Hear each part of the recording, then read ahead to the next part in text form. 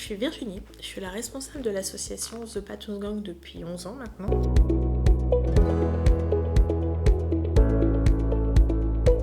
Ça fait 11 ans qu'on existe, c'est principalement en fait la fondation d'une association avec 4 bénévoles. On était toutes des anciens membres d'autres associations dans lesquelles on ne se retrouvait plus par rapport à l'animal, parce que pour nous le principe de base c'est l'animal avant, l'humain après. Et donc on a fondé The Patoons Gang.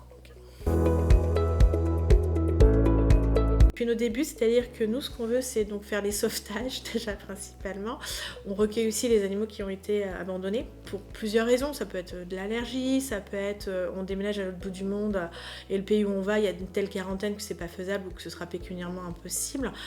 Les personnes qui partent en maison de retraite ou qui sont décédées, malheureusement. Puis on intervient aussi sur des cas de maltraitance ou des signalements en fait de sites où il y a plein de chats et les gens commencent à s'agacer. Et donc on intervient pour stériliser, identifier tout ce petit monde, les dépister et faire en sorte qu'on puisse, après ils puissent passer à l'adoption. Donc voilà, c'est elle la star, c'est pas moi.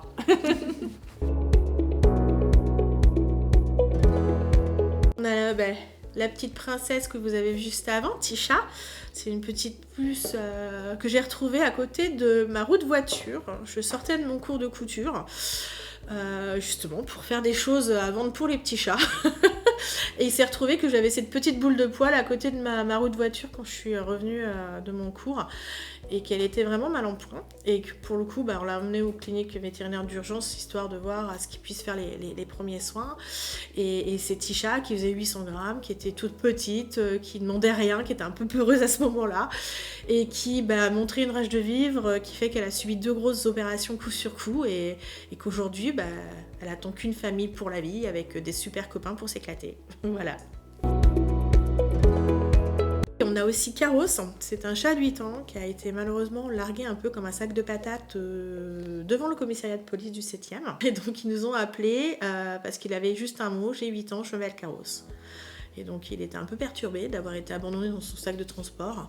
Et les policiers ont été super, ils l'ont recueilli, nous ont contactés et comme ça on a pu lui redonner confiance en l'humain, comme quoi on n'était pas tous des pourris et qu'on n'avait pas tous le larguer.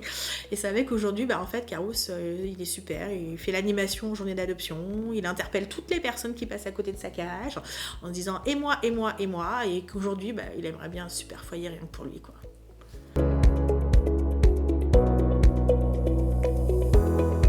Alors il y a plein de manières, déjà faut pas se cacher, financièrement c'est toujours intéressant aussi parce que l'association, il y a beaucoup de factures vétérinaires, il n'y a pas beaucoup de rentrées d'argent et les frais d'adoption ne couvrent jamais en fait une mise en règle d'un chat, mais il n'y a pas que ça, en fait on peut aussi surtout nous faire des dons alimentaires parce qu'il y a de la nourriture pour chats, pâtés, croquettes, ça peut être aussi de la litière. Parce qu'il faut être honnête, les coûts de fonctionnement d'une association, c'est pas rien.